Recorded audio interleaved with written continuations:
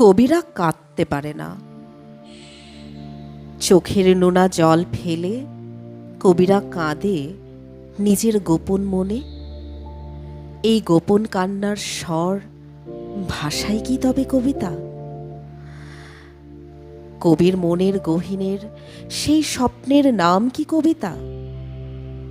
কবি কবিতায় ফোটায় তার স্বপ্ন, সুখ, দুঃখ, আনন্দ।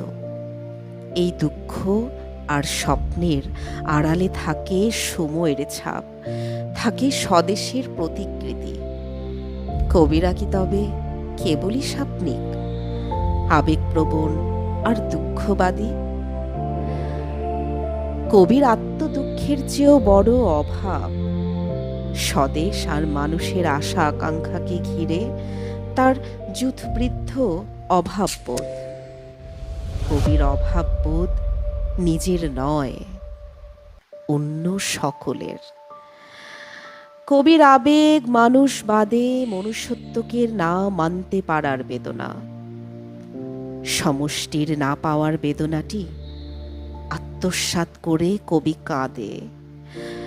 নোনা জলের রেখা দিয়ে নয়, না পাওয়ার না খাওয়ার দলের হয়ে কবি লড়ে।